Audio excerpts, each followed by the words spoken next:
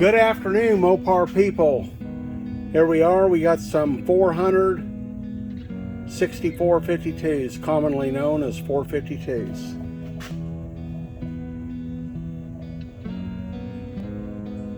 We're going to be putting two 140 and 181 exhausts. We're going to be putting hard seats. I know a lot of people think that the 452s are flame hardened seats, and it's true. But I'm going to give you an explanation, because some people say, well, why are you putting hard seats in? They already got flame hardened seats in the exhaust from the factory on the exhaust seats. If you'll look at this seat, you can see where this has seat recession, and right down there you can see where the valve was digging into the seat. It's leaving a lip. It's actually formed a little shoulder at the bottom. That seat's soft. It's not going to hold anything. Certainly not going to hold up to unleaded fuel. And here's the thing, guys.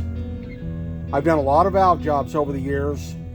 You can grind a seat, and sometimes if the heat treat goes deep enough, you'll be fine. But you can do a valve job one time and end up going through the hardness.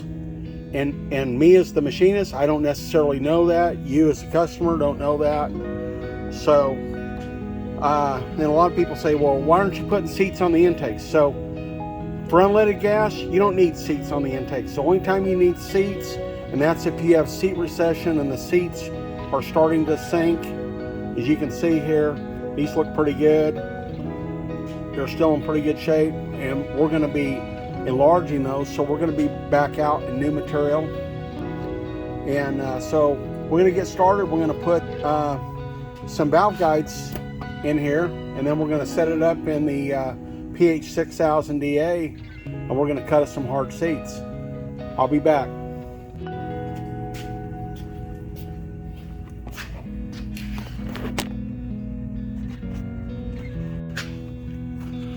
Okay, we're back on the PH6000DA. Got our 452 head on here. Got our head leveled up, getting ready to cut that bad seat out.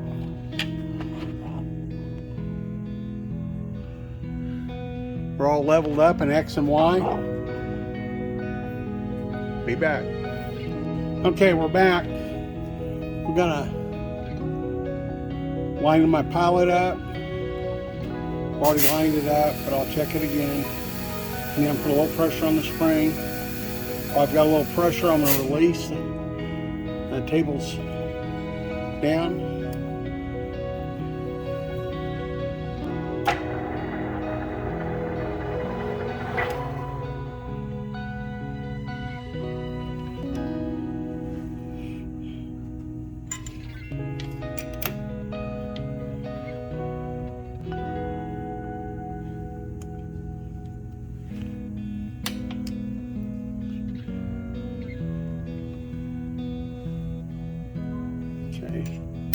Take our seat out.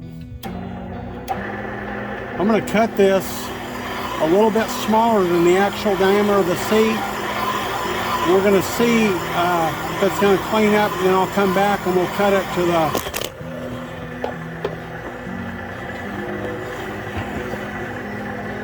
to the full value.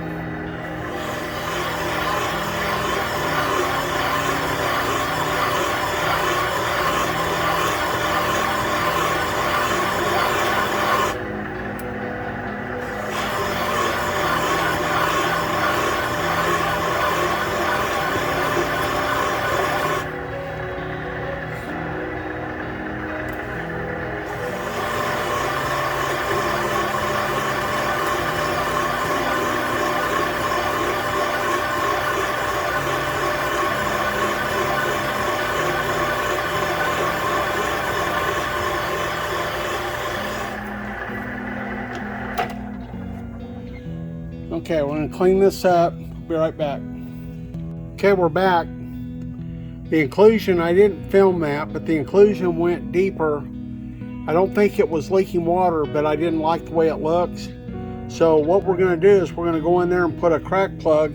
We've drilled, machined a tapered hole, and we went in there with a tapered tap.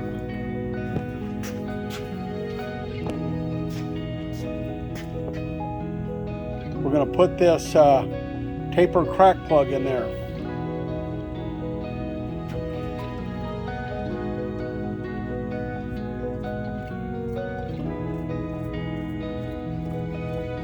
So in essence, we're going to plug the defect, we're going to machine that, and we'll put our, we'll tighten that up, and we'll machine the seat right on top of it. Okay, you can see we've tightened our plug up in there. We're going to grind the excess off and form it to the counter bore. I'll return. Okay, I'm back. You can see I've cut that out. Now I'm forming, I've already peened it some, but for the sake of learning, I take this pneumatic air chisel, and I've got a punch on there, and it has a perfectly formed radius on the end, or sphere, and I'm going to peen that. I don't know if you can see that. You can see I've already peened it some. I'm going to go in there and peen it some, and this is going to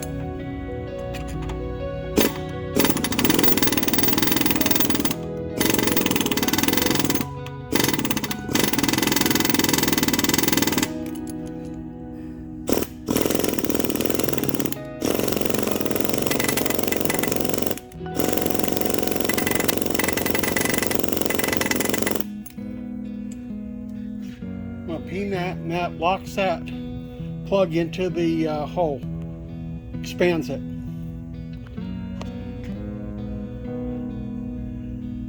You can see that's been gently peened. I guess more than gently. Be back. Okay, we're back. You can see we've got our plug in there. We've cut it out. It blended in exactly to where our original counter bore is. Now we're going to decide if we want to go one step larger or leave it at this size. And all the inclusion's gone, and it's plugged. Okay, we've got our seat ring put in there.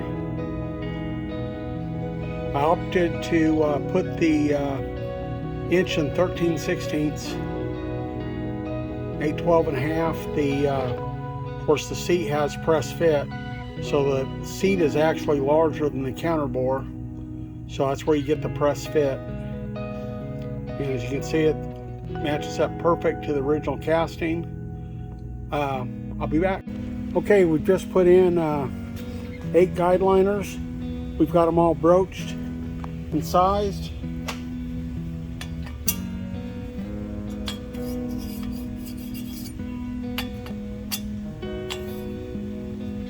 Nice fit.